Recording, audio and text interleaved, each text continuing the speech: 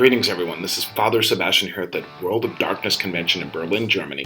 It is Friday, May 12th, and I just got the experience of going to the World of Darkness Keynote 2017. What's really exciting is the majority of the staff and creators of Vampire the Masquerade are here. Last night we saw the documentary called World of Darkness, which was done by Lucky Day Productions. Today was the keynote, which described the future of the World of Darkness, which includes the possibility of a TV show better than Kindred the Embraced. Video games, LARPing, community events. Vampire the Masquerade is one of the richest and the most richest vampire mythologies in history. So here we go. Check it out.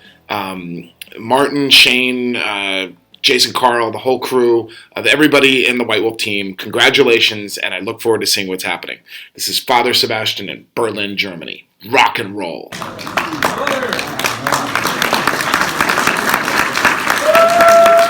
think the World of Darkness passing the house. Can you hear you? World of Darkness. Shout!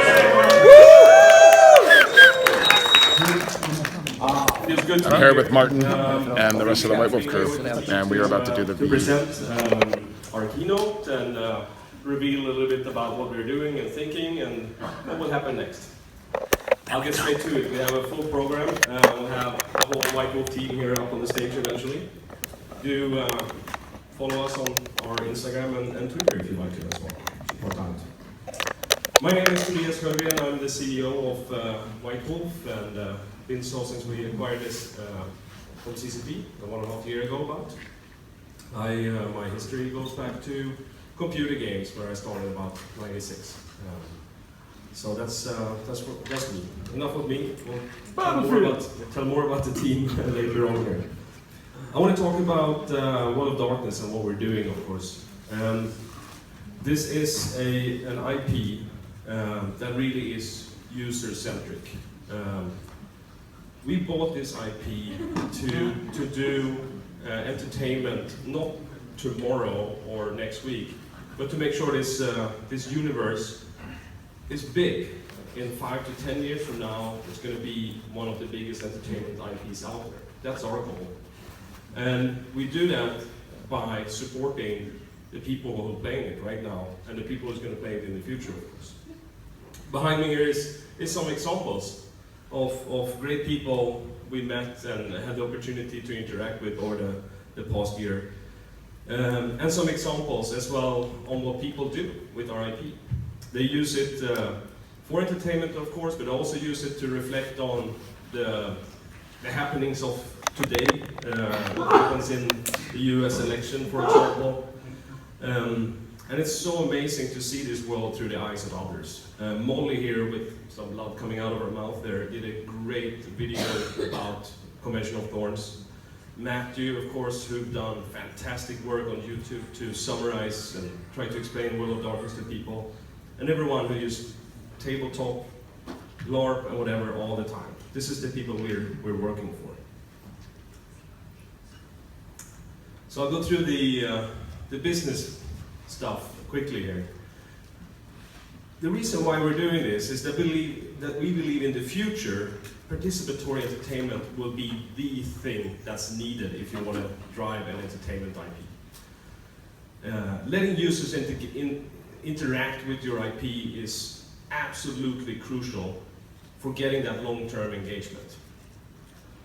Serving a niche and core audience, well, before it was almost seen as a problem. It meant your audience was too small. Today it doesn't mean that any longer. If you find the right tone, the right audience, it can become super big. And we also think that entertainment will be, equals culture in the future. We're doing this because of several reasons, but one of them are that we think it's important to tell stories that make people reflect on the world we live in. Culture has always been used like that, right? And we're going to continue to do that. So really our mission is to build the best participatory transmedia brand there is. A brand that's available in many different medias and forms. I'll talk a little bit more about that, and Martin will develop that as well afterwards here. But it basically means that a media or an entertainment IP that you can play a computer game, you can learn, you can play the board game, you see it, you have a consistent story that shows up in different medias all the time. And a participatory part is, of course, something that makes you able to interact with it.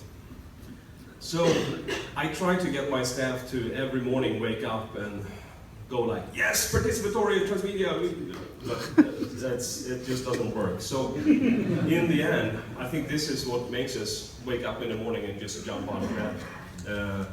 Even after the premiere of the first screening of the documentary like we had yesterday, it's the people that we interact and work with and who are in love with this IP that we have the ability to work with. That's what makes us get up in the morning. I want to show you a picture I like specifically because it kind of summarizes everything that I think is important when working. Work for me, somebody asked me, what do you do in your spare time? I said, well, I work a lot because the hobby is my work, basically. The work is my hobby. And one of the reasons this works with World of Darkness and White Wolf in general is that this is not only doing something that we all in the team like and love. We're doing something we're good at, absolutely. And we're also doing something we're actually getting paid for, which is a luxury sometimes, but we are. But the fourth part there that sometimes can be missing, doing something that the world needs, is what completes the work with World of Darkness and White Wolf. We do believe that these IPs and these stories that we put out there, they are important for people and for the world in the future to reflect on what's going on. Currently, definitely, the world seems to be in a state where some thinking and some second thoughts, some discussion and dialogue could be necessary. And we hope we can help with that. I think you all know this gentleman. In the documentary about World of Darkness and White Wolf and the community, he said, you are the vampire, when he realized that what the Vampire the Masquerade should be about. And what I mean with this is really, we're doing this for you guys. You are the people who is driving this. The reason to why World of Darkness survived for such a long time is the community. There were several years when no products were hitting the market, but you guys were still playing it, still having fun with it, still developing it. It was modding, bloodlines, LARPing, all of those different things, forgotten. That is what made this IP. I hope that you guys here, 5 years from now, when we gather again here somewhere in Europe, will say, well, actually I wasn't the first one in Berlin 5 years ago. That's the perspective we have on this. So, also I want to thank you all for responding to the survey that we did. We got over 13,000 respondents on the survey that we put out during the fall, which has been absolutely invaluable for us. We will share some more information from this survey as soon as time allows for us. But I'll share some with you right now. Some stuff that I think is really cool, actually. Actually, as many as 34%, there we go, of the people who responded on this, the 13,000 people, have said they met a significant other by playing World of Darkness. That's pretty cool. I don't think there's that many entertainment IPs that can actually say that. It's pretty mind-blowing in my sense. Something else that totally blew my mind is like 56% of these 13,000 say they play a physical game, a board game or card game, at least once a week. I knew it was high, but that's crazy cool high, I think. There's one more thing that I think all of you are kind of keen on knowing. Of these 13,000 people, what's the favorite to play Vampire Clan, right? You want to know? Yes. There we go.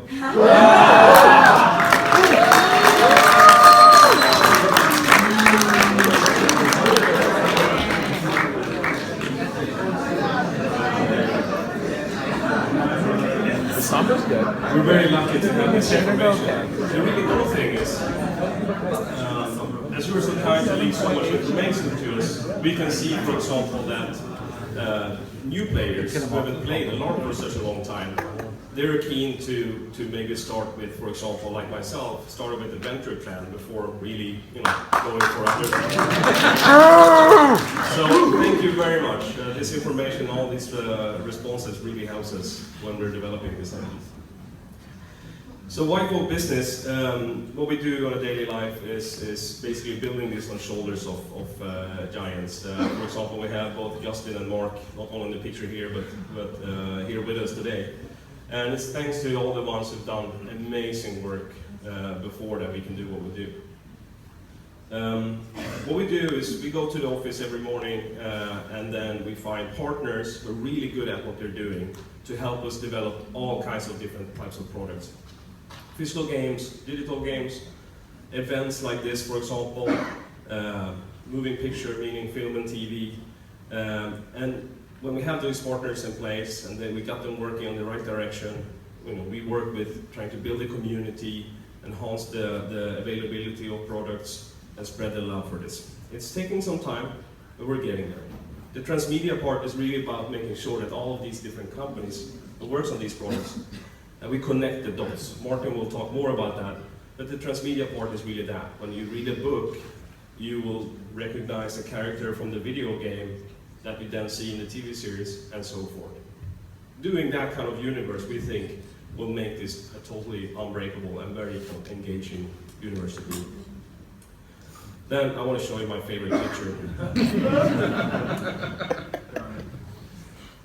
In the end, to summarize this, we create stories about the nature of evil, featuring monsters you can identify with.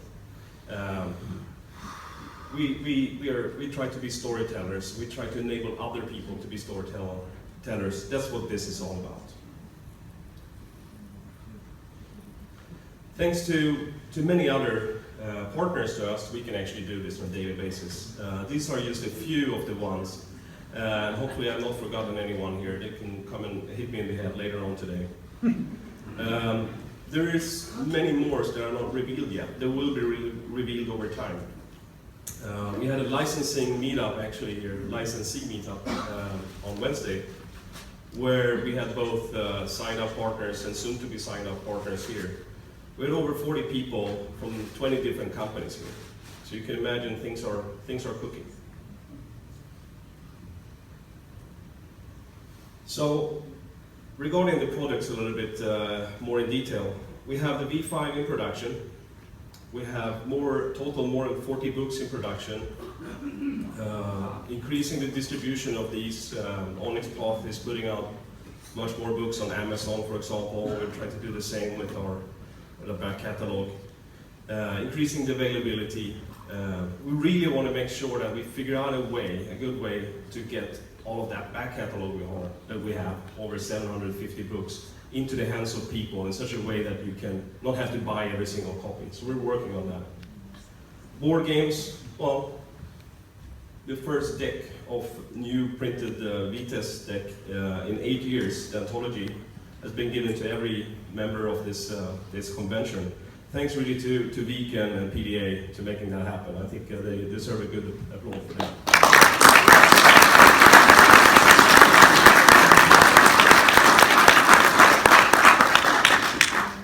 I'm really happy to announce that there will be a Mindsight Theater Changeling book coming.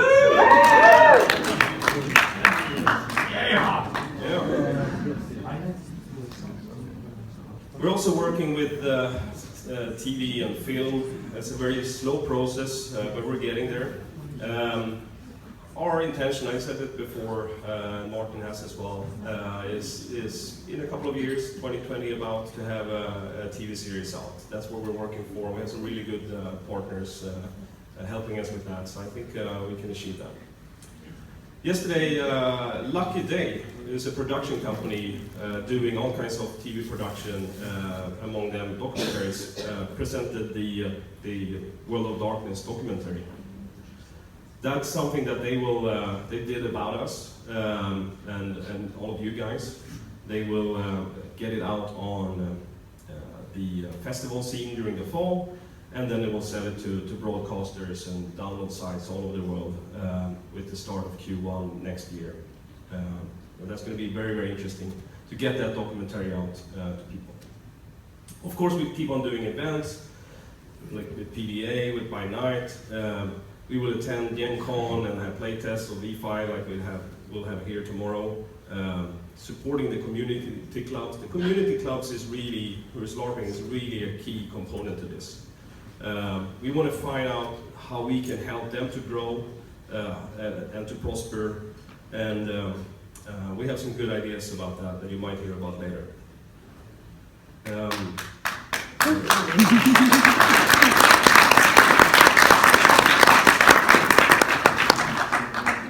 There is another announcement here actually.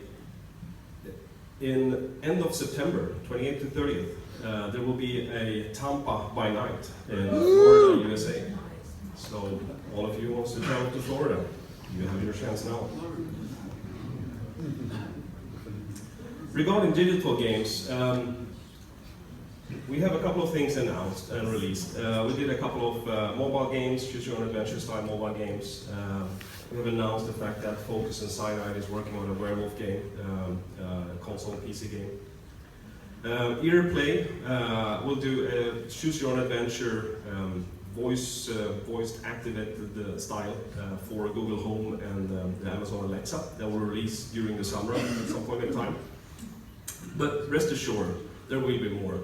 We got some comments when the werewolf game from Cyanide was announced that, too bad. I wish there could have been a vampire game instead, but you know, there might be more games coming. we're not done. We're not done. I can promise you that. As said, this is supposed to be a huge entertainment IP in 5 to 10 years from now, and we're making that happen. With me on that trip, I have great people of 5 in Stockholm. There is a lot more people involved. We're getting a lot of help from all over the place. We're using the Paradox lawyers and finance teams, for example. Between all of the different licensees that we're working with right now, there's well over 100 people who's working on products for World of Darkness right now. This is pretty awesome. And we will be growing, of course. We will not stay only 5 people. But with that, I would like to introduce to you some part of my team here, Karim Muammar, Donna DeVere, and Shane DeFries. Welcome them up on stage.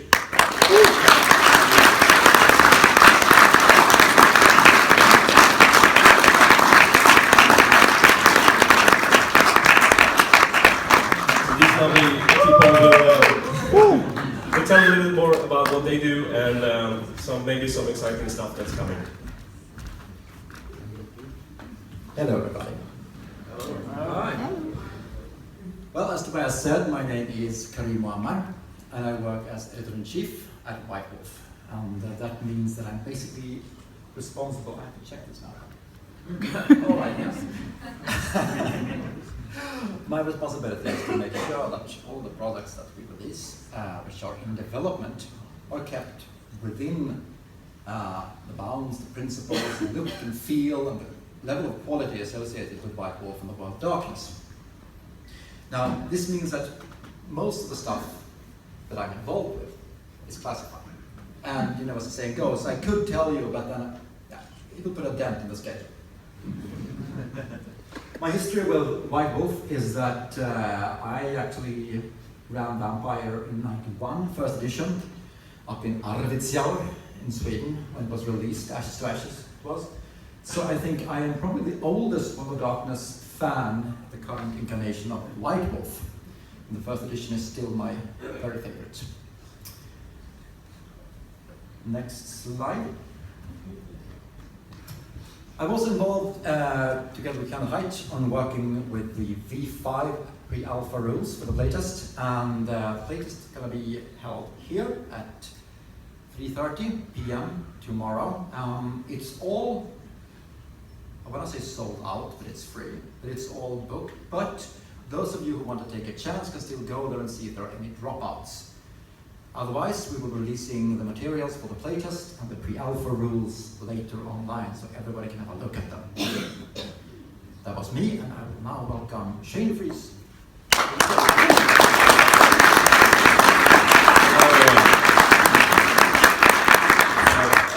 Shane de Vries. I'm a business developer. I deal in community, events, participatory entertainment. And my background, which I feel like I get a little bit of a broken record explaining this every time, but for all of your benefit, I've been at White Wolf and World of Darkness a pretty long time. I worked at both previous versions of the company. I started with VTES at Wizards of the Coast. I worked at Bloodlines at Activision, the Vivendi games. I did art direction at Binance Studios for the 2 LARP books. So it's been a long road for me to come back here, but it's very exciting. I started out in 1994 as a LARPer, as one of you. So it's where I started. It's kind of where my heart is. As part of the Cameron fan club. So this is a medium I love, and I hope to support. And I'm going to do that by showing you the next slide. So what we are doing is, for many years, the idea of having a robust, functional community hub that is both informational and usable. We have in development. We're spending 600,000+ euro to give you a immersive online World of Darkness community that basically where everyone eventually, whether you play card games or tabletop games or LARP or video games, everyone gets to exist in this ecosystem together. But we're starting with LARP because you guys have been supporting it the longest. We think it's the most important, and ultimately that's how we're going to help you. Starting today. It's been developed for about 6 months. To give you kind of a very simple idea is if you take everything that's informational about StarWars.com, and then if you guys have heard what D&D Beyond is, we were kind of like, those guys, we've been working on that idea for 6 months, so we kind of felt pretty good about that. But it's informational and it's usable. You can, if you go to worldofdarkness.com now, you can sign up for it. We'll get your email. There will be open beta this summer, and we'll get you right into it. Right there. So, sign up, and the world will be fun. So,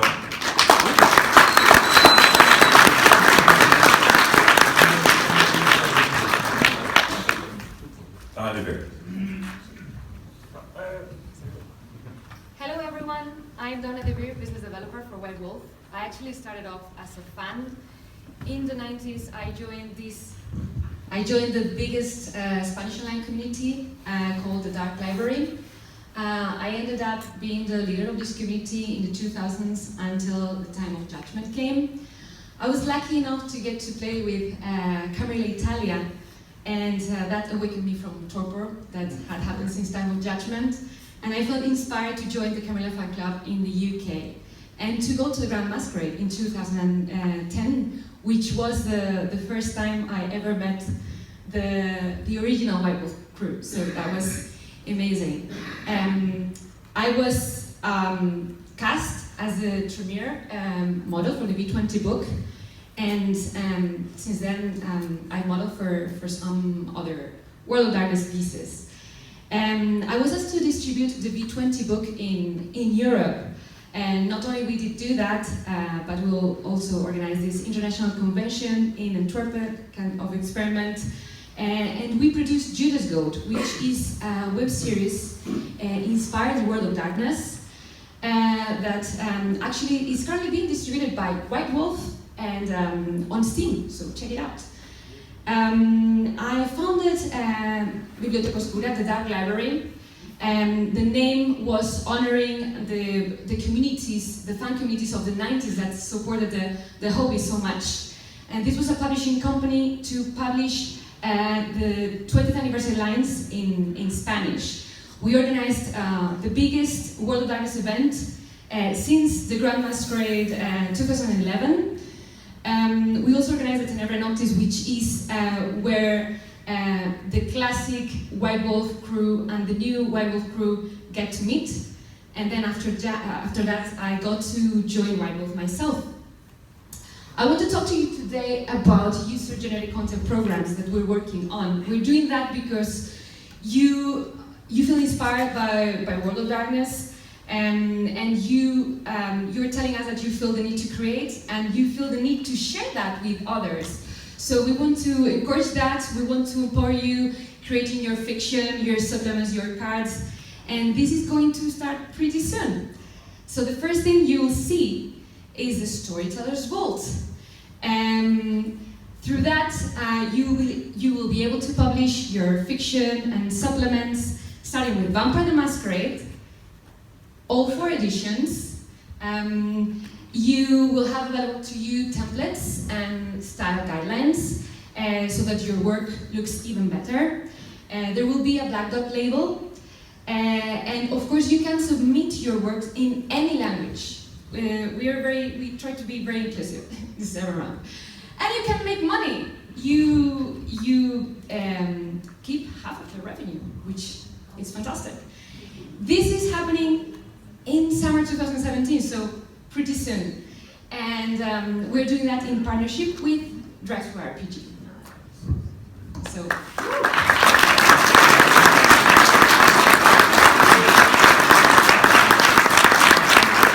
So please do submit your stuff. Cool, thank you very much. We're here over the whole event, playing in Enlightenment in Blood tonight, of course. That will be in character, but the rest of the time here, do ask us about whatever you want to ask us. Just to summarize this a little bit, we want to do transmedia, participatory transmedia stuff. We're doing this by including you into the playtest of V5. We have events coming up. Our goal is, of course, every year, 1 event in the US and 1 in Europe. We have the worldofdarkness.com available to sign up right now. Do sign up. That's going to be the community hub for the future, and the beta stars of that in the summer. And the Storytellers Vault, of course, where your books and your stories can be sold. You can earn money back on that, get recognition for all your hard work, and it's going to be easy for other people to find the cool stuff that you've done. So that's some of the stuff that we got cooking. More is going to come over the years, and as you know, we're in it for hundreds of years, as we all know. I was about to break the masquerade there almost. So that's it for me. Thank you very much. I would like to introduce Martin Eriksson up on stage to complete the rest.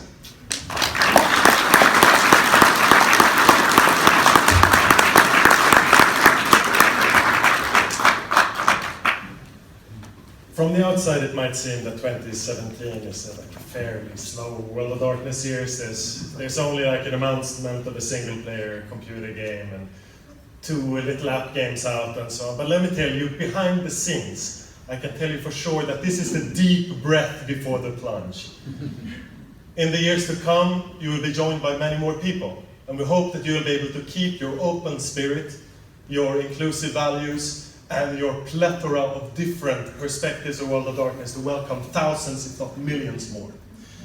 We're going in at the deep end. We're jumping into digital games production, meaning that we're getting chewed out by the extreme right and a little bit by my friends on the further to the left at the same time. And these are things you have to be prepared for in today's entertainment climate. We're ready for it. We want to open discussions, not close them and end them. Because the World of Darkness is a unique project in fiction. I think unparalleled since Clark Ashton Smith, H.P. Lovecraft, and so on cooperated on the Cthulhu mythos. This is the biggest and most wonderful collective work of horror fiction on the planet. And we are amazed to have you along for the ride. We want to stay true to the original intentions of exploring the dark side of the human condition. The Vampire the Masquerade was written explicitly as an exploration of our own moral failings. And we want to do that by fearlessly looking at the world right here, right now. And we want to do it in a gazillion different formats. So it's kind of like this. This is the World of Darkness idea. It's a concept. It's a concept of balancing between humanity and monster. It's the concept of seeing how far you will fall before you rise. It's the concept of all the monsters of Gothic literature existing among us in secret.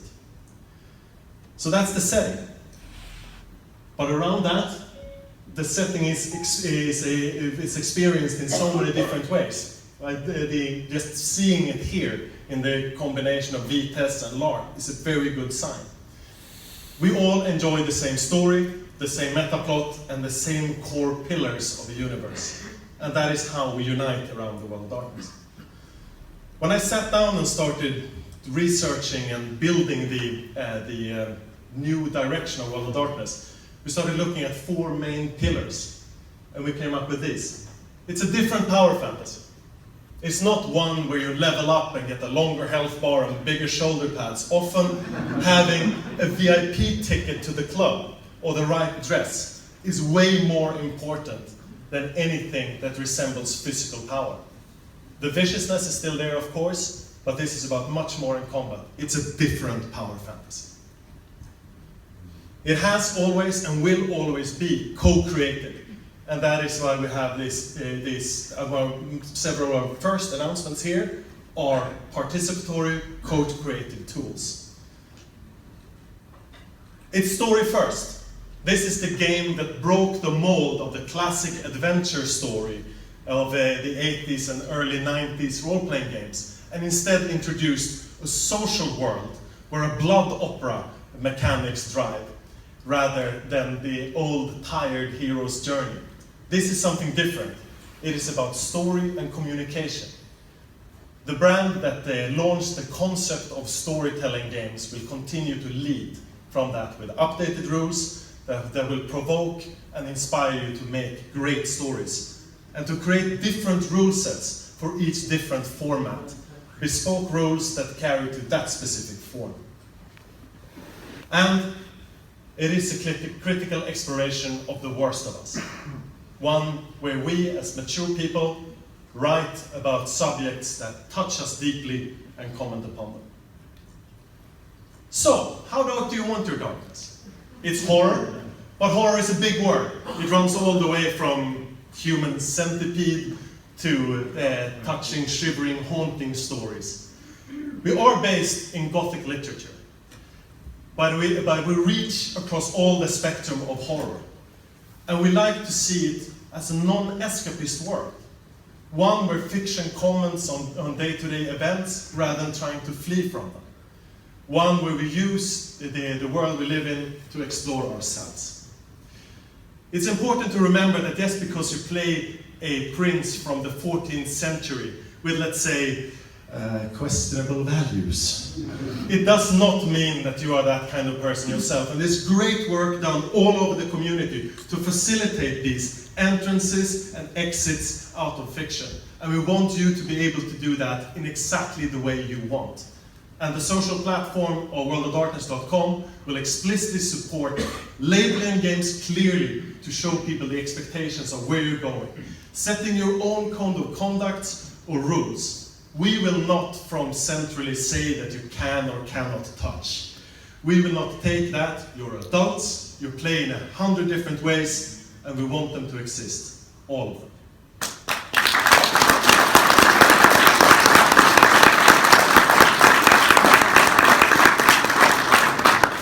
Which brings us to another part of our aesthetic, which is how much we value deep actual knowledge and relationship to the things we write. Take End of the Line as an example. When I designed that with Bjarke and Johanna, it was scary for me, because I'm a part of the Stockholm techno community, and I go down to Berlin now and again and so on. And World of Darkness is, as you know, a nightmare vision of what the techno scene could be like. But I don't think it would be as easy from someone from the outside to hone in on those horrors and to bring them to the surface, to give a dark and wonderful playground for you. We believe that you need to have a knowledge, a strong knowledge, and maybe even a personal relationship in order to roast something. Because World of Darkness sees every part of human culture through the worst possible lens. And we do that equally and with deep knowledge. So, how will we be able to enjoy this in the future? All of these forms. I would say, adding to what has been said before, I think this one is a little interesting. Doing things like websites that pretends to be real, to doing a news ticker from within the World of Darkness, to do a alternate reality telling of the metaplot. It's something I'm very excited about. Today, this is what it looks like. It's different kinds of format and a bunch of people enjoying them, one on their own. But the point of worldofdarkness.com is really, at its core, to make sure that they are all connected and that the Storyteller Vault exists there to give the plethora of all forms of expressions, if you want to write for older editions or time periods. And make sure that someone like Karim, who likes Vampire and Vites, I do. yeah, has a chat with Eli, who loves metlarping and loves to write on web forums. And together, they can go to the Succubus Club. This is the whole point. If you start talking and sharing experiences, sooner or later, you will be some of those 34% that are better significantly. That's the vision. Make sure that everything that you do and produce in experience in one form can enrich others. There are already Vites cards of people from Convention of Thrones and so on, and that's just the beginning. So we think about these products not only from being consumed by different people, but also being useful to inspire each other. So we put out the 5th edition rule sets with its core book, and it's our ambition to create 1 rules core book and 2 setting books for Camarilla and Anarch. There will be beautiful photo-illustrated pieces that are just as useful for LARPing, somebody who wants to know the background to the TV show, to the computer game, but it has a plethora of deep, new material that can be used to inspire new products. Like a completely theoretical vampire blood slides. Which would take the 5th edition Bible as the setting Bible. The same thing you use around the table is the same thing that the story designers use. And that could then carry into a supplement for V5, and the circle is complete. So who will head up this work? As we said, for those of you who missed the panel, V5 panel, I am exceptionally proud to have the foremost scholar of horror of our generation, and one of the best game designers who single-handedly revived the Cthulhu mythos as the lead designer, Mr. Kenneth Haidt.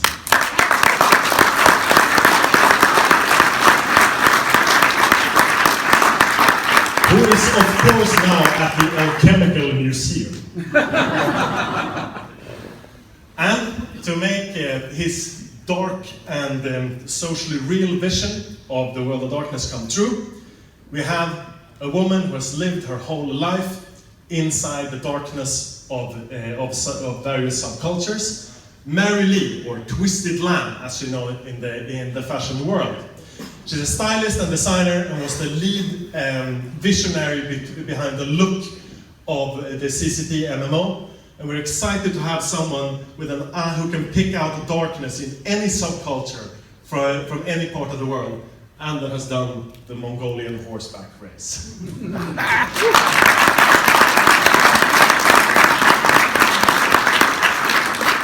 Speaking about fashion and believability, one of the things that unite the early vampire novels, Carmilla, Dracula, Polydorus the Vampire, all of them are introduced as if they were real. The sense of plausibility is integral to the early works of Gothic fiction. And we want to create a world of darkness where both the excessive glamour of vampire fashion and the believability of the masquerade exist side by side. In these dark times, a vampire often has 2 faces, one for the street and one for Elysium, where the true monstrous legacy of vampiric fashion can come to the fore. And we're super excited to have someone who knows both the world of extreme haute couture fashion and street fashion to help us on that quest. Which brings us to now. What's happened in the world of darkness? Did the world end? What about Gehenna? Where are the antediluvians? These are things that have traditionally been revealed in the books themselves, but I will spill some beans for you right now.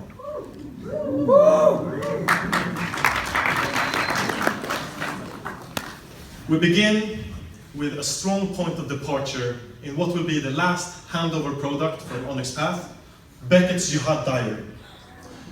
Vacancy Hut Diary is an excellent place that collects 25 years of lore into the journeys of our intrepid noticed archaeologist Beckett, as he theorizes about cyclical Gehenna, whether this is the end or the beginning of the end. It's the perfect jumping off point, and I strongly recommend you to get this book, which will be beautiful and fantastic. So from that point, let's take a step back. Because the first thing we do is to look inward at what it means to be a vampire. V5 has a new innovative system which doesn't track as how many blood points you have left, but how hungry you are. What you feel comes first. The story is the most important. We look inwards to how the blood affects the kindred, how they build their powers, how bloodlines separate from the main lines, how we are born to darkness, and possibly how we can return from it. The system will be all core based around the specific traits of our supernatural creatures. The rage system will drive werewolf, and so forth. But as they look inward, what world are they looking out to? It's a changed world. Secretly first, then harder and harder to hide. The eldest, the thickest of blood, are called away. Into the east, into the places where old temples stretching tens of thousands of years tell of a time before Enoch, during the birth of the antediluvians. To these places the eldest are called back, more and more every year. The 5th generation princes, then the 6th. Some of them resist by gorging themselves on blood, resisting the calling to go into the east, into the crucible of the Gehenna war. To the Sabbat, the end has just begun. In the shadows of violent conflict all over the planet, in the shadow of a 20-year or longer war in the east, the Sabbat unleash their rage. Their involvement in these conflicts know no sides. They play both sides towards the middle, towards the scheme to meet the elders in the deepest shadows of temples stretching before the memory of mankind. And that fight is happening now, as we speak. Sabbat unbound, hail Cain. This is not where we begin our story. This is a violent conflict we'll return to. It happens off camera as we see cities changed by the effects of meddling with human destiny. The vampires of the Camarilla attempted to use intelligence agencies, big data, the NSA, the FSB, for their purposes to meet the Sabbat. And for that, they have paid the price. The Second Inquisition has risen. There are groups within human society now that know or suspect that the black blots they pick up on their scanners are more than just terrorists involved in housing affairs that go back hundreds of years, of people changing identity, of people with links to groups, to criminal groups. They are starting to use the powers of surveillance to track them down. And it's never been more important to keep the masquerade. We are their worst enemies. Will this Second Inquisition be as world-changing as the first? The first signs are already here. Many will die. And the society of the kindred will change forever.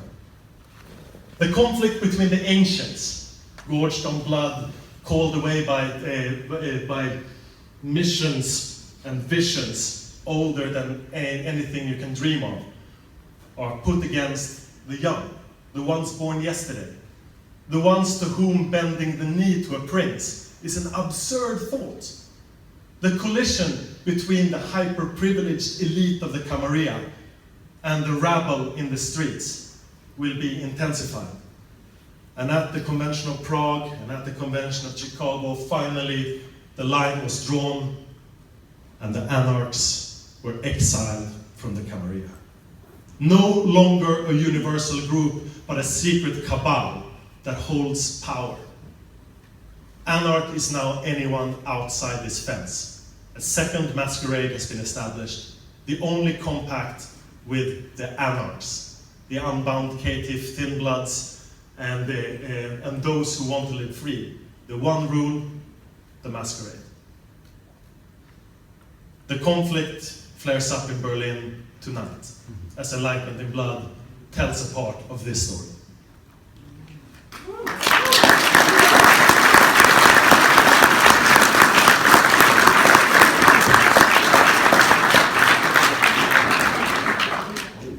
Facing these challenges, Kindred Society goes dark.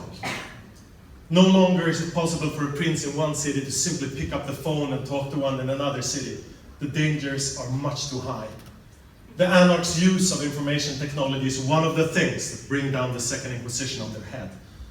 And now, the older vampires are starting to use older methods. Spy games with dead drops, with tattooed messages into the skin of a ghoul sent through the borders, the thickening borders of Europe. The cities are Nightmare's new feudal realms, each run by totalitarian princes and rife with the fires of rebellion. This is an age where a prince can form his realm more than ever before. A new age, a time when the lost elders give over power to cliques of neo-Nats or Ankilla and tell them, I'm going east now, hold on to my power. And when they return, what will you have done with their power? But vampires are only the beginning. They are the ones that are closest intermeshed into our systems. They are the ones that are driving up the frantic pace of 21st century culture. They're embedded in old money industries, oil, banking. But they have enemies. And their enemies have more anger than ever. It's incontrovertible now. Gaia is dying in a fever. The impulse that started Werewolf the Apocalypse was when Mark Reinhagen took a course in environmental studies, discovering the effects of global warming and the poisons we are spreading. Today this is common knowledge. Today this is scientific consensus. And in the world of darkness it is surely true. As the children of Gaia watch from far away how the monkeys will react, what do? Nothing. So what better time to ask yourself, when will you rage? The Impergium is back on the table. The Garou nation divided. Now is the time to strike back against the humans corrupting the planet. If not now, then when? When will you rage?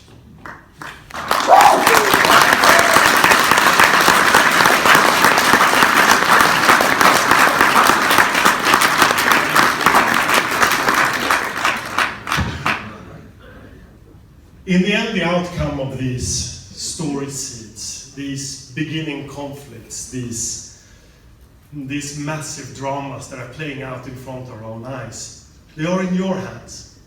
The outcome of Enlightenment in Blood tonight will dictate the future edition of Berlin by Night. Your deeds will go down in history. This goes for all of it. We try to give you the big power this time. We're interested in the inner workings of Lucita and Jan Peter Sören and so on, and we'll surely see them. But they will no longer save the world. You will.